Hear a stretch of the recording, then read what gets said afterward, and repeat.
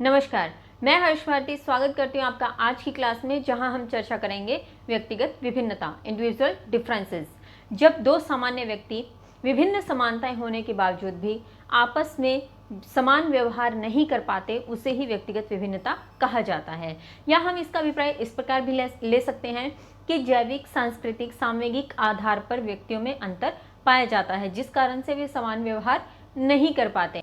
इसमें यदि हम बात करें तो प्रत्येक व्यक्ति कुछ न कुछ शक्तियों के साथ ही इस संसार में जन्म लेता है, जो उसके माता पिता अथवा पूर्वजों के माध्यम से उसे हस्तांतरित होती हैं। फिर उसके विकास की बात करें तो विकास में पर्यावरण बहुत योगदान देता है, जिसके कारण जो विभिन्नताएं हैं वो बढ़ती जाती हैं या विभिन्नताएं उत्पन्न होती हैं। अब शिक्षण के माध्यम से यदि बात करें तो एक ही कक्षा में सभी विद्यार्थी एक समान नहीं होते, ये हमने भी अपने जीवन काल में देखा है और ये सदियों तक ऐसे ही चलेगा। एक कक्ष में बैठे सभी विद्यार्थी समान न होकर कुछ औसत, कुछ मध्यम तो कुछ बहुत उच्च श्रेणी के होते हैं, जिसे बाद में वो बुद्धि लब्धि और वो सब एक अलग चीज़ है जिसका आकलन किया जाता है। लेकिन बात हम कर रहे हैं कि व्यक्तिगत विभिन्नता होती है। अब व्यक्तिगत विभिन्नता को लेकर कुछ महत्वपूर्ण परिभाषाओं की बात करते हैं, फिर हम इस चर्चा को आगे बढ़ाते हैं। तो सबसे पहले बात करते हैं स्किनर की। व्यक्तिक विभिन्नताओं से हमारा तात्पर्य है व्यक्तित्व के उन सभी पहलुओं से है जिसका मापन व मूल्यांकन किया जा सकता है। जेम्स ट्रेवर की बात करें तो वे कहते हैं, कोई व्यक्ति अपने समूह के शारीरिक तथा मानसिक गुणों के औसत से जितनी भिन्नता रखता है उसे व्यक्तिगत भिन्नता कहते हैं। फिर बात करते हैं टायलर की, तो वे कह रहे हैं शरीर के रूप में रंग, आकार, कार्य, गति, बुद्धि, ज्ञान, उपलब्धि, रुचि इत्यादि लक्षणों में पाई जाने वाली भिन्नता को व्यक्तिगत भिन्नता कहते हैं। स्किनर की बात हमने की। स्किनर कह रहे हैं कि वे सभी पहलू जिनका मापन में मूल्यांकन किया जा सके। यहाँ मैंने पूरी परिभाषा ना लिख करके महत्वपूर्ण जो पंक्ति है उसी का उल्लेख किया। यदि आप पूरी परिभाषा चाहते हैं तो थोड़ा सा वीडियो को बैक करके आप स्क्रीनशॉट ले सकते हैं। खैर, स्किनर ने कहा कि जिसका मापन या मूल्यांकन किया जा सके, ऐसे अंतर ही, ऐसी विभिन्नताएं ही व्यक्तिगत विभिन्नता में शामिल की जा सकती हैं। फिर यदि जेम्स ट्रेवर की बात करें तो जेम्स ट्रेवर कहते हैं कि कोई भी व्यक्ति अपने समूह से, यानी एक व्यक्ति विशेष का जो भी समूह है, जिस समूह में वह रहता है, जिस समूह में वह कार्य करता है, उस समूह के सभी सदस्यों से शारीरिक अथवा मानसिक रूप से, शारीरिक व मानसिक रूप से जो भी अंतर उसमें है अपने समूह से, तो वही उसकी क्या है, व्यक्तिगत विभिन्नता है। फिर यदि बात करें टायलर की, तो टायलर कह रहे हैं रंग, रूप, आकार, कार्य, गति, बुद्धि, ज्ञान, उपलब्धि, रुचि इत्यादि के आधार पर जो भी विभिन्नताएं होती हैं वे सभी व्यक्तिगत विभिन्नताओं में आती हैं, वे सभी व्यक्तिगत विभिन्नताओं की श्रेणी में शामिल की जाती हैं। तो ये बात की हमने मुख्य परिभाषाओं की। अब चलते हैं हम व्यक्तिगत विभिन्नता के प्रकार की ओर।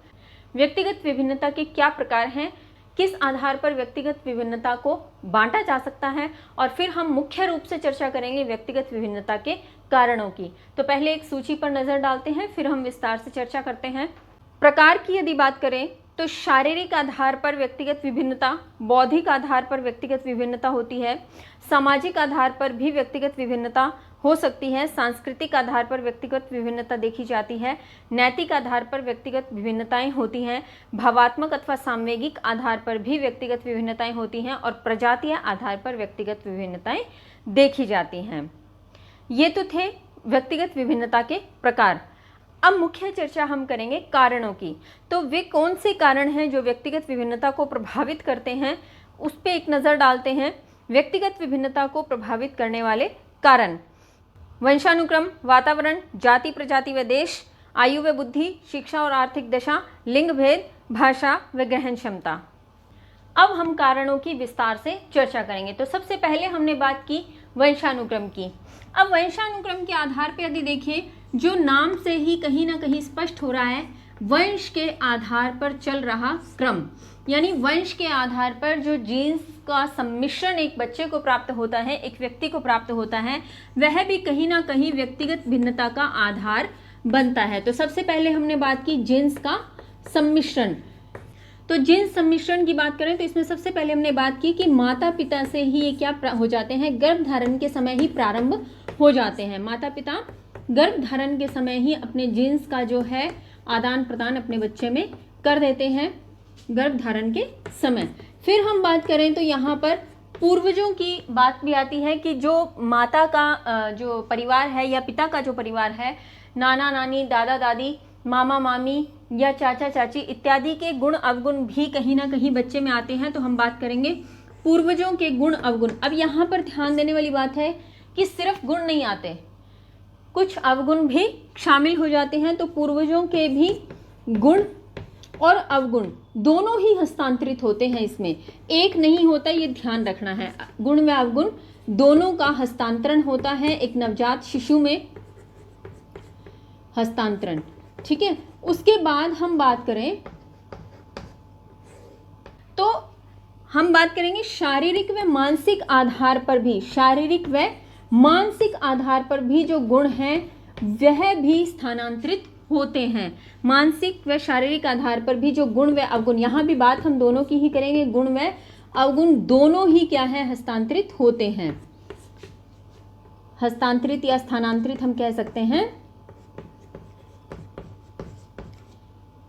तो ये हमने चर्चा की छोटी सी कि जीन्स का सम्मिश्रण होता है एक बच्चे में, और वो सम्मिश्रण कब से प्रारंभ हो जाता है, जब से माता पिता के द्वारा गर्भ धारण का जो प्रक्रिया की जाती है। फिर पूर्वजों की बात करें तो पूर्वजों के द्वारा भी गुण अवगुण जो है हस्तांतरित होते हैं, कहीं ना कहीं उनके जीन्स सम्मिश्रित होते हैं इस कारण से। फिर शारीरिक व मानसिक गुण अवगुण भी इसमें आते हैं।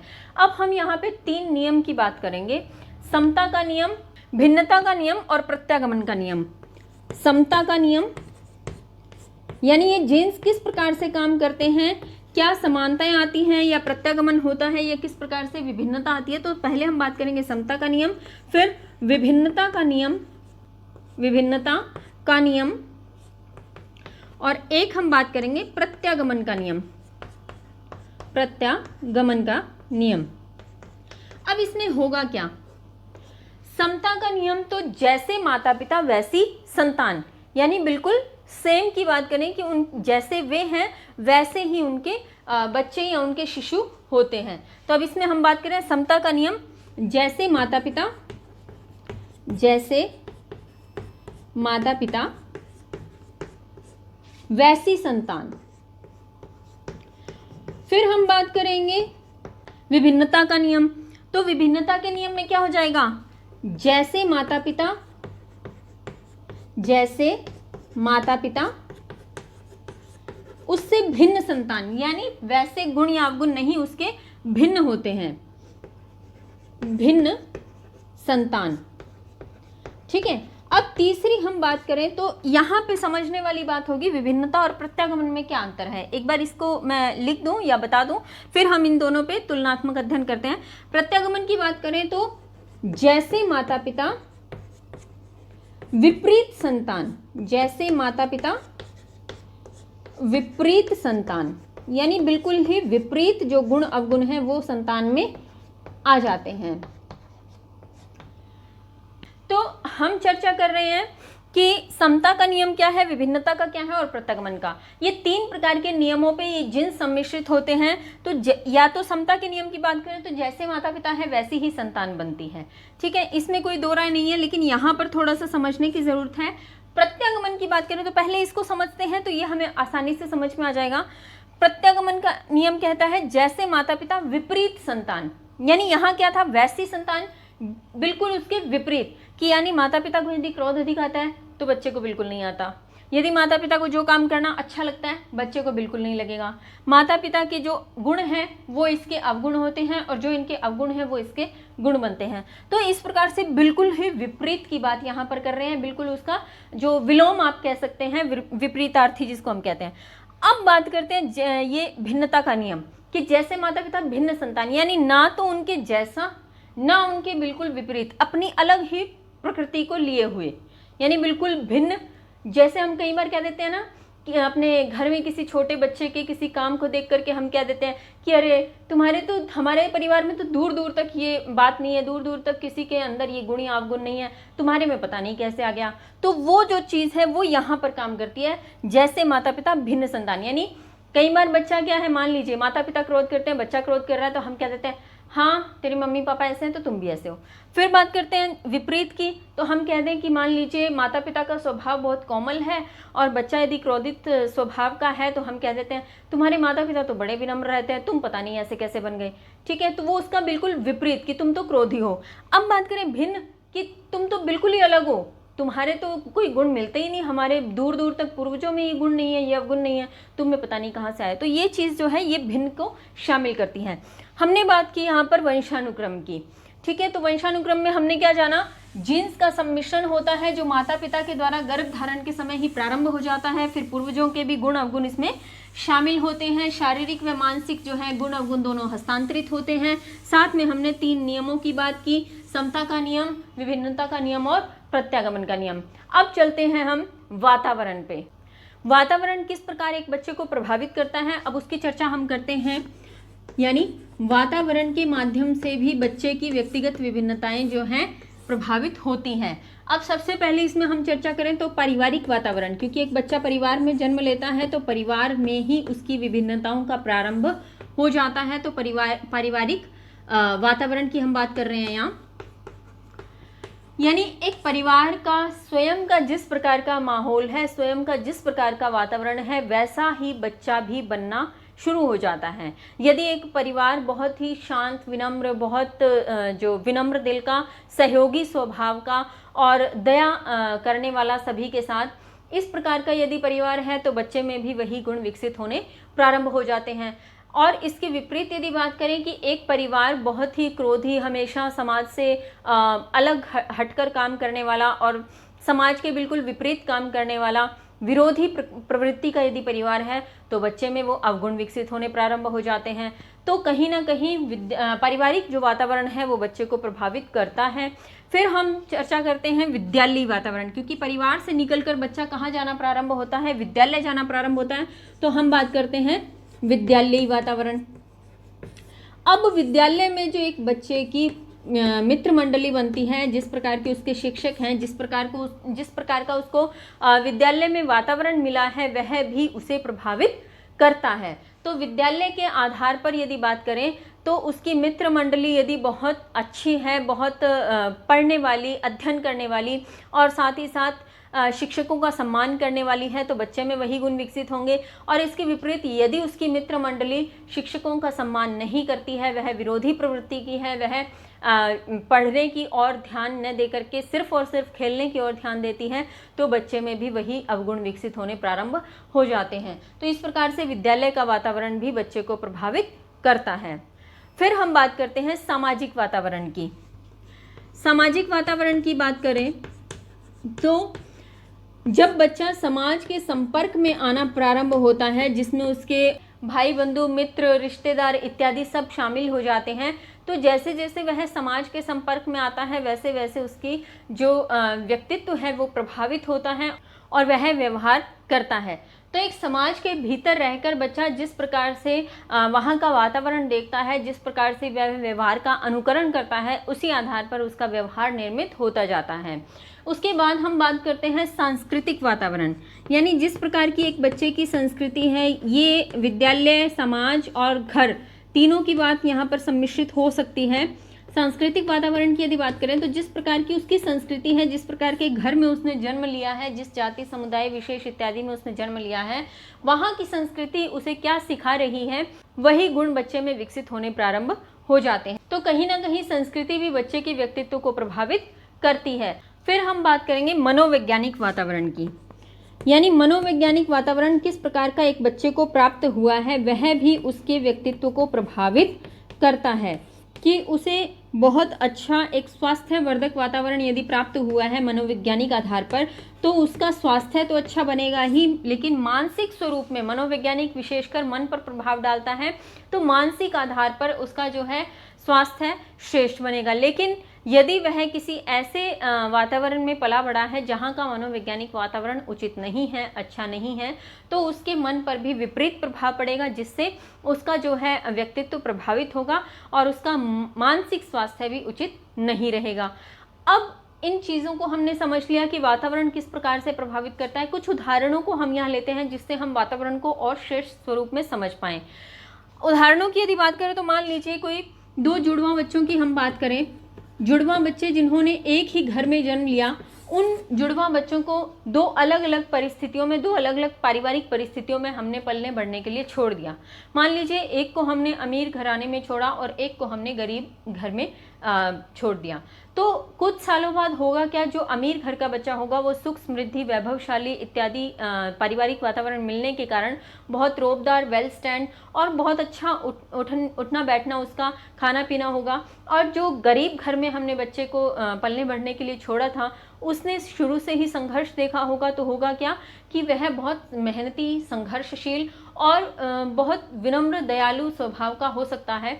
तो इस प्रकार से एक ही घर में जन्मे दो बच्चों को अलग अलग वातावरण में हमने पलने बढ़ने दिया, तो वातावरण ने उनके व्यक्तित्व को प्रभावित किया, जिससे उनके व्यक्तित्व में विभिन्नताएं आ गई। फिर हम थोड़ी सी और उदाहरणों की बात करें तो ठंडे या गर्म इलाके की बात करते हैं। ठंडे या गर्म प्रदेश की यदि बात करें तो जो ठंडे इलाके में काम करने वाले व्यक्ति हैं, ठंडे इलाके में जन्म जिन्होंने लिया है या वहाँ पर जो रहते हैं, उनकी कार्यकुशलता अधिक होती है बजाय गर्म स्थान पर रहने वाले लोगों के।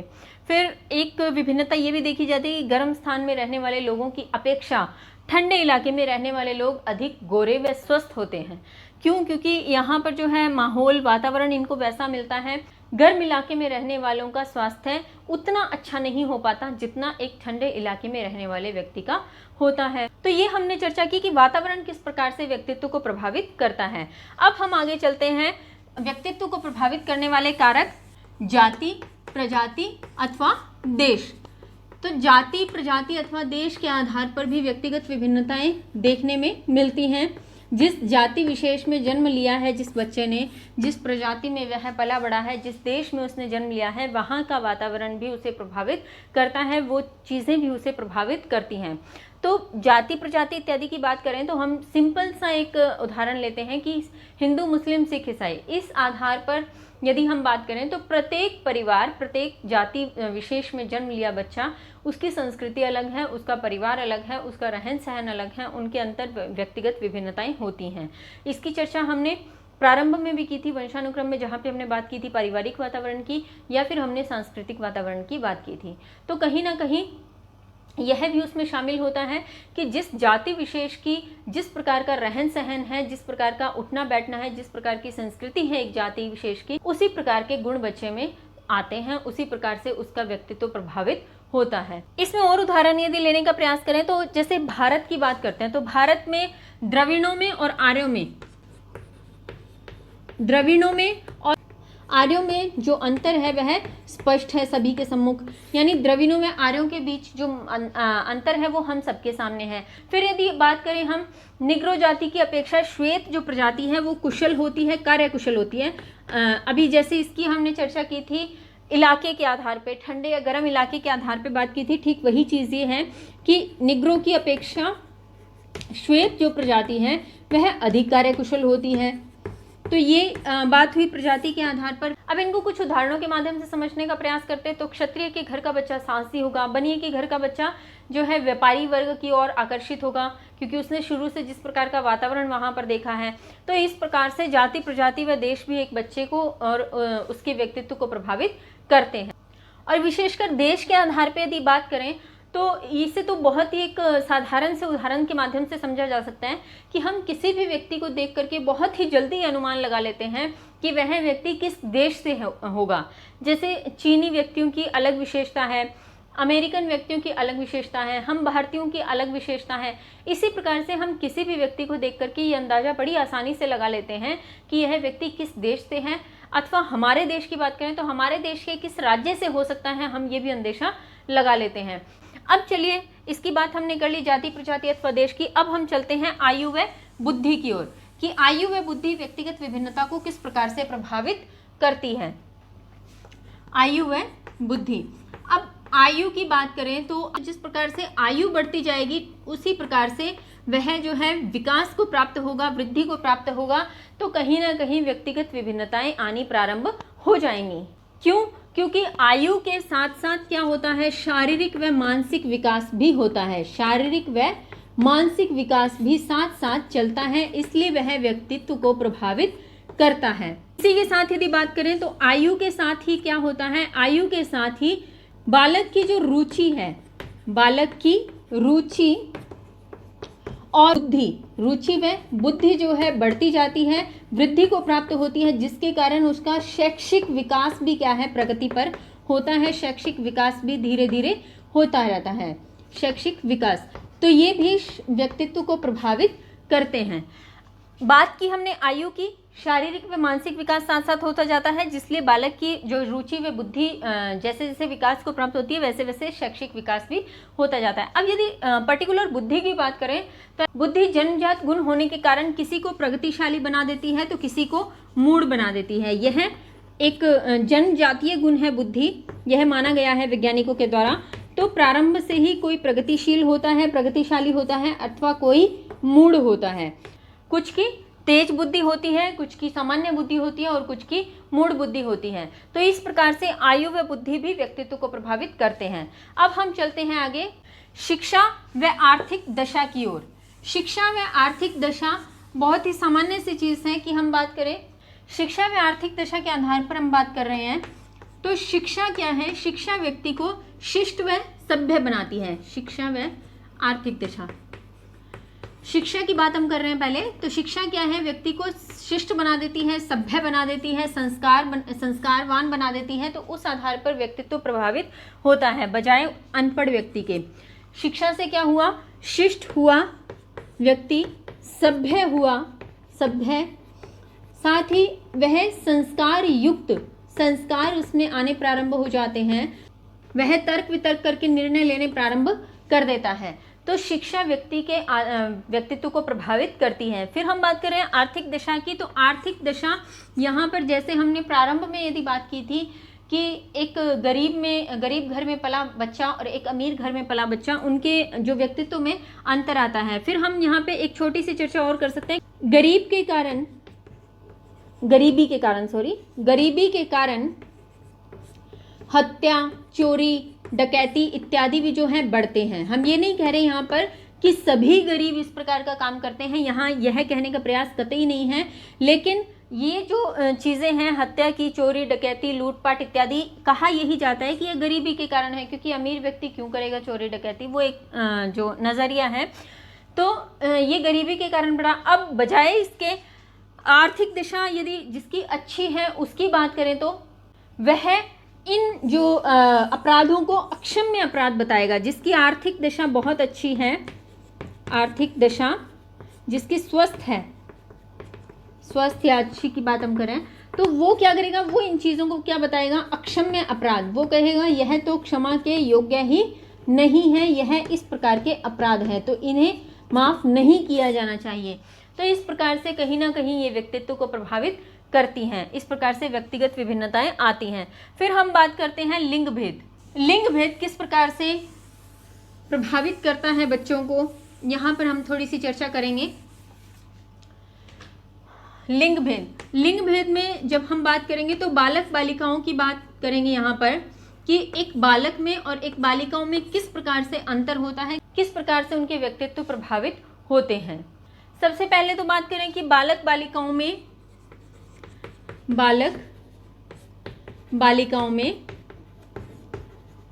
शारीरिक व संवेगात्मक अंतर स्पष्ट होता है।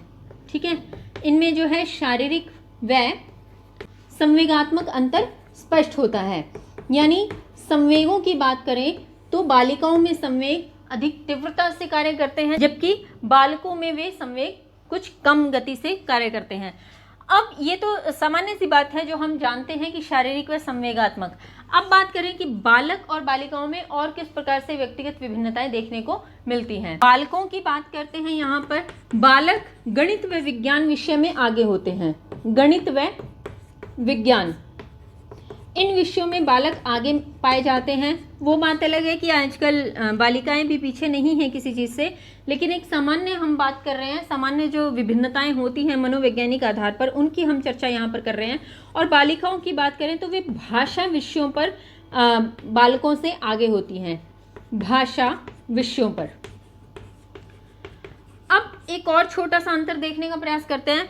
कोई भी सुझाव जब बालक को दिया जाता है किसी भी आधार पर, तो उस सुझाव का बालक पर असर कम होता है। बालक पर सुझाव का असर कम, जबकि बालिकाएं उस सुझाव पर कार्य बहुत जल्दी करती हैं।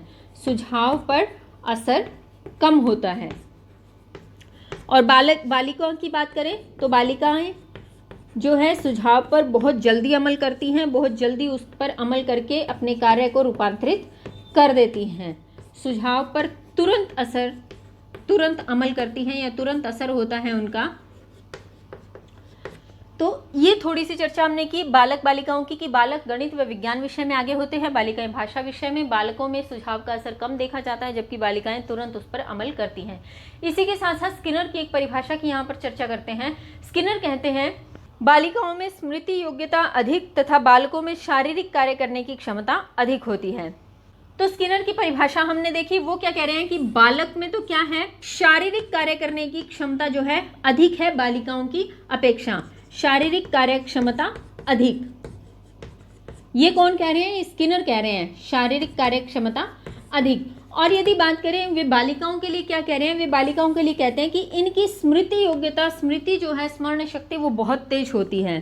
स्मृति योग्यता बालकों की अपेक्षा जो है बहुत अच्छी होती है। यहाँ पर आप ये भी कह सकते हैं कि बालिकाओं में रट्टा पद्धति बहुत तीव्र होती है। बालिकाएं या महिलाएं या लड़कियां रटने में बहुत तेज होती हैं बालकों की अपेक्षा। अब यहाँ पर एक उदाहरण आप ले लीजिए कि हमारे घर में कितने सामान होते हैं, हजारों की संख्या में सामान है, लेकिन एक महिला को हर सामान याद रहता है कि कौन सा सामान कहाँ किस जगह पर रखा था, बजाय उस घर के पुरुष के उसे याद नहीं होता। तो ये कहीं ना कहीं उसी चीज़ को दर्शा रहा है कि स्किनर कहते हैं बालिकाओं में तो स्मृति योग्यता श्रेष्ठ होती है और बालक शारीरिक कार्य क्षमता में कुशल होते हैं। ये हमने चर्चा की लिंग भेद के आधार पर। अब हम बात करते हैं भाषा के आधार पर। भाषा के आधार पर किस प्रकार से व्यक्तिगत विभिन्नता प्रभावित होती हैं, उस पर थोड़ी सी चर्चा कर लेते हैं। बात कर रहे हैं हम भाषा की। भाषा के आधार पर भी कुछ व्यक्तिगत विभिन्नताएं देखने को मिलती हैं, क्योंकि भाषा बालक के जन्म के समय ही प्रारंभ हो जाती है। बालक के जन्म के समय ही प्रारंभ हो जाती है। कुछ यहाँ पर वैज्ञानिकों का मत यह भी है कि जन्म से पूर्व ही गर्भाधान में भी बालक पर भाषा का प्रभाव पड़ता है। बालक के जन्म के समय से प्रारंभ, तो अभी हम बात कर रहे थे कि जन्म से पहले ही प्रारंभ हो जाती है, अर्थात गर्भाधान से ही बच्चे पर भाषा का प्रभाव पड़ना प्रारंभ हो जाता है। क्योंकि यह माना जाता है कि माँ के गर्भ में बच्चा बहुत कुछ सुनता समझता और अनुभव करता है। तो वह किस आधार पर अनुभव करता है, वह जो कुछ सुन रहा है उसमें भाषा भी कहीं ना कहीं अपना योगदान दे रही है। तो भाषा के आधार पर भी बच्चे को जो है व्यक्तिगत विभिन्नताएं उसमें देखने को मिलती हैं। अब बच्चा क्या करता है, बच्चा जो भाषा का उसे वातावरण निर्मित हुआ, वातावरण व अनुकरण उसे घर में प्राप्त हो रहा है, वह उसी के आधार पर अनुक्रिया करता है। वातावरण व अनुक्रिया जो उसके घर अनुकरण जो उसके घर में हो रहा है, उसी के आधार पर वह क्या करता है, अनुक्रिया करने का प्रयास करता है और वह अपने आप को उसी आधार पर ढालने का प्रयास करता है। तो इस आधार पर भाषा भी प्रभावित कर रही है। एक और छोटी सी चर्चा साथ में करते हैं कि शारीरिक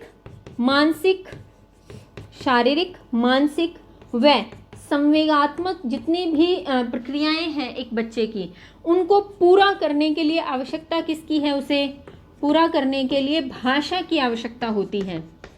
पूरा करने के लिए भाषा ही माध्यम है, क्योंकि वह इसी के प्रकार से अपने जो बात है दूसरों तक पहुंचा सकता है। भाषा ही माध्यम है।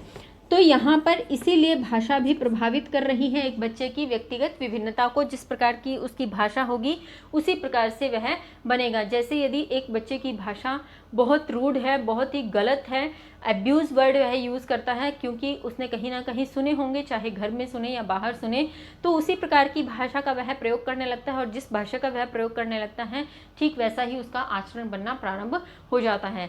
विपरीत इसके यदि एक बच्चे ने बहुत विनम्र और दयालु शब्दों का प्रयोग करना सीख लिया है अपने अनुकरण के माध्यम से, तो उसका आचरण भी वैसा ही ढलता जाएगा। तो ये हमने आज चर्चा की व्यक्तिगत विभिन्नता की विस्तार से। पहले हमने उसके अर्थ को जाना, फिर उसकी परिभाषाओं पर बात की, फिर हमने प्रकारों को जाना और कारणों पर विस्तृत चर्चा की। आज के लिए इतना ही। यदि आपको यह वीडियो अच्छी लगी हो तो इसे लाइक और शेयर कीजिएगा। मिलते हैं अगली वीडियो में एक नए टॉपिक के साथ। तब तक के लिए स्वस्थ रहिए, मस्त रहिए, पढ़ते और पढ़ाते रहिए। जय हिंद, जय भारत, धन्यवाद।